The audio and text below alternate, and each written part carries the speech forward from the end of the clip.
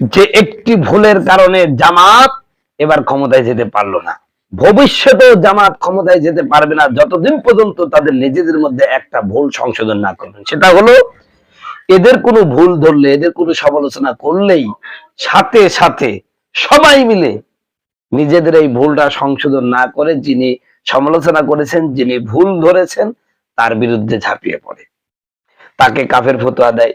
তোর যোগ্যতা আছে, এই সে দালাল, অমুকের দালাল।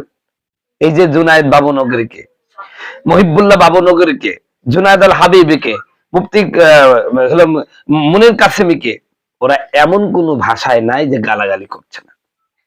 আমি জামাতের ভাইদেরকে বলছি, ভাই মুহিবুল্লাহ বাবুনগরীকে যে গালাগালি করছেন, আপনি কি মনে করছেন যে বাংলাদেশে শুধু আপনাদের লোক আছে?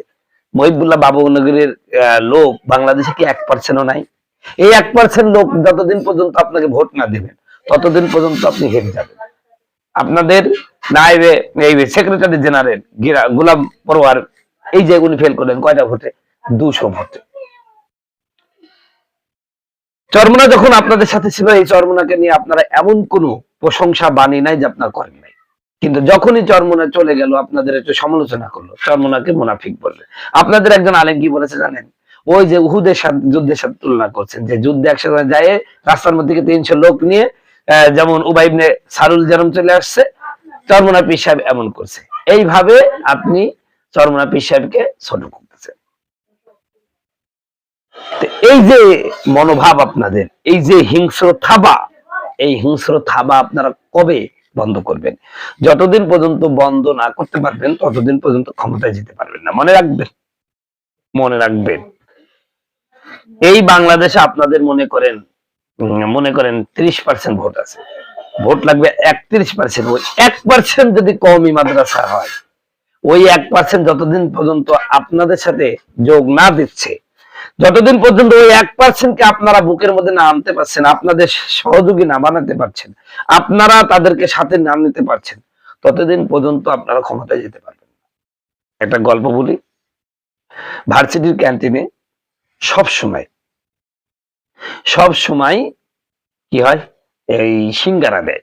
সিঙ্গারা বললে যে এক খাবার খাবো না, কিন্তু যখন নির্বাচন হয় দেখা যাচ্ছে সিঙ্গারা খাবে 3 জন, কিন্তু ওই 3 জন এক হয়, আর বাদ বাকি যারা খাবে না তারা হলো বিচ্ছিন্ন ভাবে হয়, বিচ্ছিন্ন হয়ে যায়, ওই সময় আর এক হয় না। যার কারণে পরিশেষে দেখা যাচ্ছে ভোটের পরে সেই সিঙ্গারাই পাস করে, ফলে যাদের মন চায় না তাদেরও খাওয়া লাগে।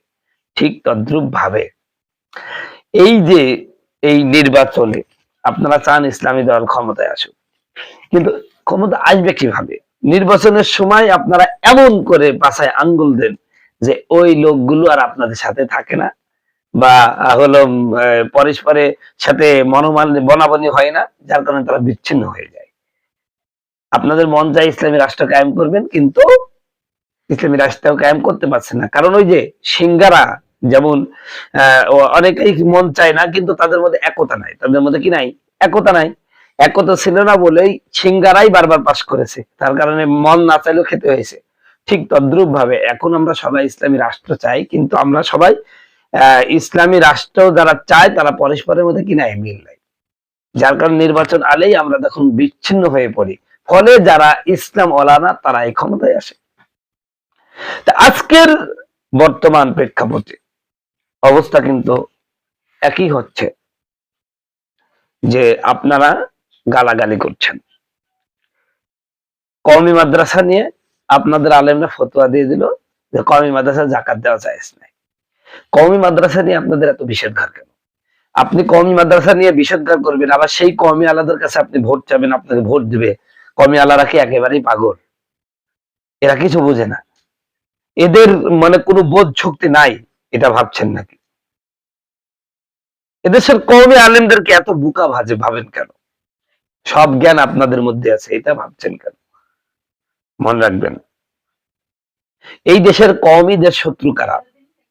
জামাত ইসলাম কওমির শত্রু, সুন্নিরা কওমির শত্রু, তারপরে মাজারপন্থীরা কওমির শত্রু, তথাকথিত লামাযাবিরা কওমির জানের দুশমন।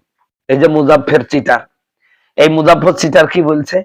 যে কওমি মাদ্রাসায় জাকাতের টাকা দিলে জাকাত আদায় হবে না, তবে ওদের ওই সেই হচ্ছে সালাফি মাদ্রাসায় দিলে জায়েজ হবে। মানে নিজের বেলায় যেমন আমাদের জামাতের ভাইরা বলল, ওনারা সংগঠন করবেন জাকাতের টাকা দিয়ে, সমস্যা নাই, জায়েজ হবে।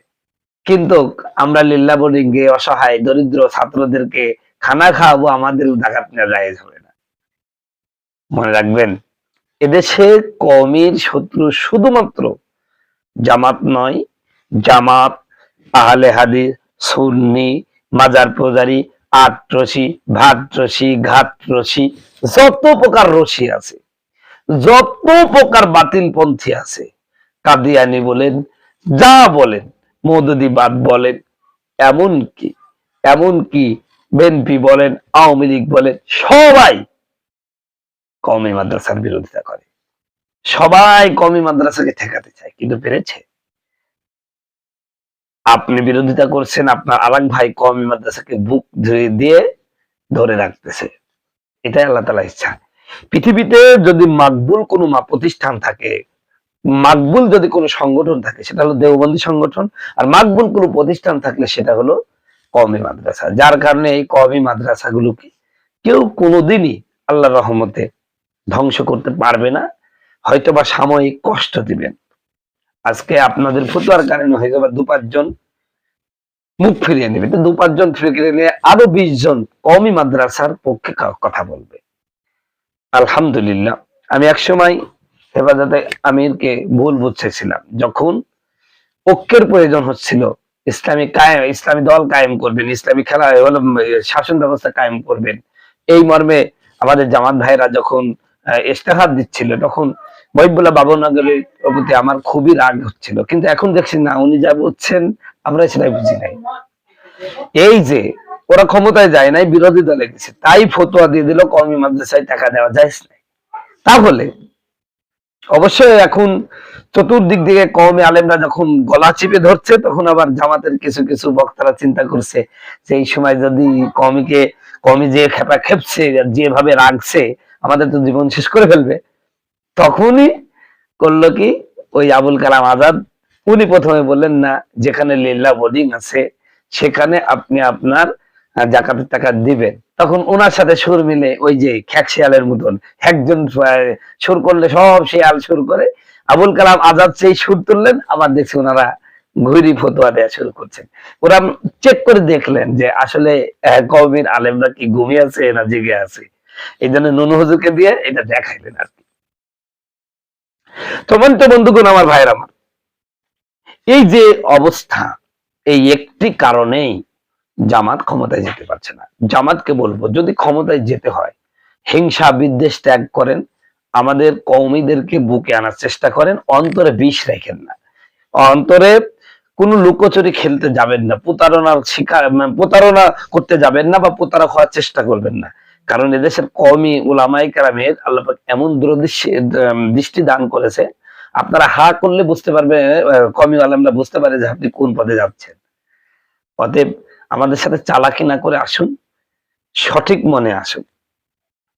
ইনশাআল্লাহ এদেশের কওমি মাদ্রাসা সবাই যেদিন আপনাদের সাপোর্ট দিবে, এবং আপনারা যদি সেই পরিবেশ তৈরি করতে পারেন, আপনারা আপনাদের সেই মওদুদি রহিমাহুল্লাহর যে সমস্ত বিতর্কিত আলোচনা আছে, এগুলোকে ফেলে দেন, ফেলে দিয়ে আসুন, সবাই মিলে একসাথে বসে কাজ করি। ইনশাআল্লাহ দেশে ইসলাম কায়েম হবে। আমরা চাই দেশে ইসলাম কায়েম হোক, এবং ইসলাম কায়েম হবে, আশা করি ইনশাআল্লাহ। আমার এই আলোচনায় আপনারা কে কি মনে করবেন তা জানি না, তবে আমি আবারও বলছি, আমার এই বক্তব্য অনুযায়ী যতদিন পর্যন্ত আপনারা কাজ না করছেন, ততদিন পর্যন্ত এই দেশের সব কওমি আলেম গুলো আপনাদের পক্ষে ফতোয়া না দিচ্ছে, কথা না বলছে, ততদিন পর্যন্ত এই দেশে কোনোদিনই আপনারা এককভাবে ইসলাম কায়েম করতে পারবেন না। এবার পারেননি, যখন কিয়ামত পর্যন্ত পারবেন না, এটা মনে রাখবেন।